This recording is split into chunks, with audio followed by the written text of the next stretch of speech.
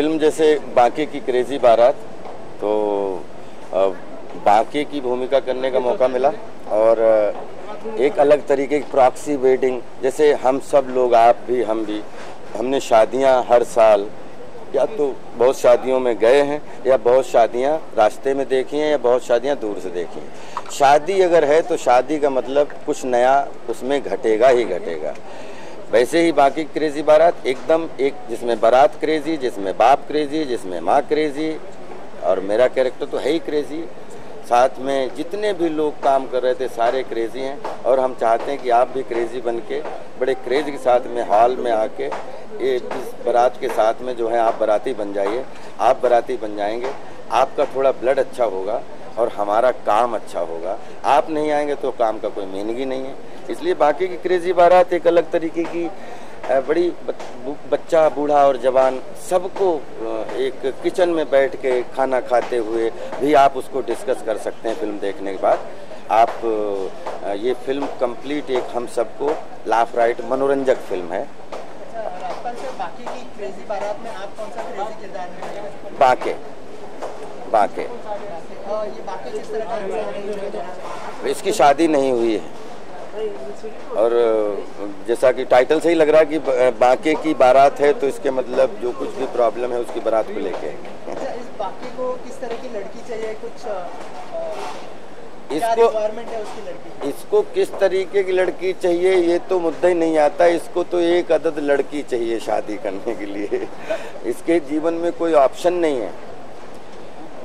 ये लोगों के लिए ऑप्शन है लेकिन इसके जीवन में कोई ऑप्शन नहीं है। इसको सिर्फ एक कन्या चाहिए शादी करने के लिए। अगर बाकी की बारात की बात करें तो क्या कहा जाता है कि शादी का लड्डू खाए तो भी पछता है और न खाए तो भी पछता है? नहीं ये कैसा बांके को कैसा लगता है कि शादी का लड्डू खा के पछताना बेहतर है या बिना खाए? नहीं, मुझे लगता है कि शादी का लड्डू खा के कोई नहीं पछताता। अगर वो पछताता है तो वो अपने बहाने खोज रहा होता है।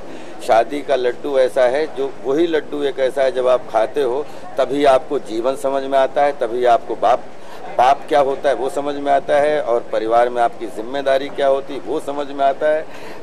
शादी से पहले जो लड्डू होता है उसका शादी के बाद का लड्डू से कोई लेना देना नहीं होता है। एक्चुअली जो स्वादिष्ट लड्डू होता है वो बारात के बाद का होता है। अच्छा, बाकी आप बने थे इसके पहले मालामाल वीकली में तो नहीं, उसमें बाजी में एक अलग तरीके की, जिसमें लॉटरी को लेके पूरे गांव का पागलपन है और इसमें बारात को लेके पूरे गांव का पागलपन है।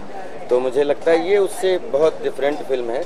और जैसा कि फिल्म का जो फॉर्मेट है वो कंप्लीट हंसने हंसाने और आप लोगों को जैसे बोलते हैं ना, दिमाग घर पे आराम से पॉपकॉर्न खाइए, खूब देखते देखते अच्छी लाइनों पर हंसिए, अच्छी सिचुएशन पर हंसिए और परिवार के साथ घर जाइए। मैं नहीं कर सकता क्योंकि क्रिएटिविटी में एज एन एक्टर मैं तो किसी को चुनौती दे नहीं सकता। लेकिन मैं एक चीज़ कहता हूँ कि 3 डायमेंशनल सिनेमा होता है। किसी को ये सिनेमा अच्छा लगता है, किसी को वो सिनेमा अच्छा लगता है, किसी को वो सिनेमा अच्छा लगता है। हम एज एन एक्टर, हमें सिनेमा कौन सा अच्छा लगता है वो करने की कोशिश करता हूँ। आप एज ए ऑडियंस जो सिनेमा आपको अच्छा लगे वो देखने की कोशिश करो। और ये भी पूछना चाहूँगा, आजकल मतलब मीडिया में खबर है कि आजकल हॉलीवुड की फिल्म साइन कर रहे हैं, 2 फिल्म साइन कर रहे हैं, 3 फिल्म साइन कर रहे हैं, क्या सच्चाई बताइए? बिल्कुल, अब आज पूरी दुनिया एक छोटा सा गाँव हो चुकी है। तो ये भोपाल प्रेयर फॉर रेन जो है वो रिलीज़ हो गई बाय ग्रेस ऑफ गॉड, आप सबकी दुआओं से। तो 100% हॉलीवुड के दरवाजे खुली गए। अब हॉलीवुड तो नहीं, हॉलीवुड तो एक है, बॉलीवुड तो हमारी प्रायोरिटी है जिसमें हमारी पहचान बनी। लेकिन मैं इसके साथ साथ 8-9 इंडस्ट्री में और काम कर रहा हूँ, जिसमें तेलुगु फिल्म की लॉन्चिंग किक 2 रिलीज़ हो रही है, जिसमें अभी अम्मा कन्नड़ा और हिंदी में वो कंप्लीट की। अभी तमिल की हमारी जो है 5-6 महीने में जो है वो पूरी शूटिंग शुरू है। बंगाली भी 2 मराठी कर चुका हूँ, 2 पंजाबी कर चुका हूँ। तो 150 फिल्में अगर हिंदी करने के बाद में मैं लगातार, मेरा सपना ये है कि मैं दुनिया में जितनी भाषाएं अलग अलग हैं उनमें भी काम करूं और अपनी जो मातृभाषा है उसमें काम करूं। राजपाल की बात करें तो राजपाल की ऑडियंस एक अलग तरीके की ऑडियंस है और इसमें क्या कुछ अलग ऑडियंस को नजर आएगा? राजपाल की ऑडियंस जो भी है, जो भी राजपाल हैं, वो ऑडियंस की वजह से आज देश के और दुनिया के हर घर को प्रणाम करता हूं, जिन्होंने हमें प्यार दिया, जिन्होंने हमारी फिल्में देखी, हमें आशीर्वाद दिया। और राजपाल यादव की फिल्मों का उसमें कंप्लीट, चाहे कभी सीरियस एंटरटेनमेंट मिले, चाहे कॉमिक एंटरटेनमेंट मिले, लेकिन राजपाल यादव हैं तो आपको एंटरटेनमेंट मिलना चाहिए, ये हमारी प्राथमिकता है। All the very best. Thank you.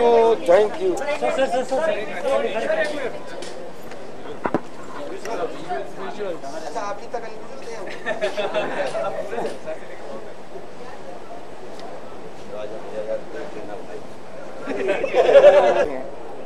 तो दोनों कैरेक्टर करने में बड़ा मज़ा आया, बिल्कुल अलग है और जो मैंने पहले किया उससे भी अलग है, तो बड़ा अच्छा एक्सपीरियंस था। मैं एक्चुअली फिल्म में एक बहुत परेशान सी दुल्हन हूँ, क्योंकि मेरी अचानक से जिससे मैं कभी मिली नहीं हूँ उससे शादी तय हो गई है। और मेरी बुआ आके मुझसे कहती हैं कि बस मेरी शादी तय हो गई, उन्होंने लड़का वड़का देख लिया। और जब लड़के का नाम है बांके और उसकी फ़ोटो देखती हूँ तो मुझे मतलब वही चक्कर आ जाता है, मैं बेहोश हो जाती हूँ, वो इतना ख़राब दिखता है। लेकिन अब मेरी फैमिली को पता नहीं क्या हो गया, उन्हें लगता है कि no he is quite nice, is actually very nice, तो तुम्हें शादी करनी ही पड़ेगी इससे। तो मैं इस डिलेमा में हूँ कि अब मैं अगर घर से भाग जाऊंगी तो मेरे घर वालों की नाक कट जाएगी, और नहीं भागूंगी तो मेरी लाइफ अगली इंसान के साथ, मैं उन्हें अगली नहीं कहूँगी बिकॉज एक्चुअली उनकी फ़ोटो नहीं, एक्चुअली वो क्या है कि इतनी बार अगली आप कह चुकी हैं, आप कह दीजिए अगली कौन है, बेचारे अगली पिछली सब बता दीजिए। मैं नहीं बता रही, वो तो आप जान जाइए। लेकिन मैं उन्हें नो ही इज नॉट अगली, he is a sweet heart. उनके साथ केमिस्ट्री बहुत अच्छी रही। पहले दिन जब मेरा सबसे पहला सीन ही उनके साथ डाला राजपाल जी के साथ डाला, और मैं बहुत नर्वस थी। In fact I was shaking when I went in front of him. He was like, अरे आप टेंशन मत लीजिए, आप मुझे अपना को एक्टर ही समझिए, एंड कोई सीनियर जूनियर ये सारी बातें आप दिमाग से निकाल दीजिए, मैं आपका को एक्टर हूँ इस फिल्म में, I am acting opposite you, तो आप ज़्यादा इससे ज़्यादा और कुछ मत सोचिए, अच्छे से काम करिए।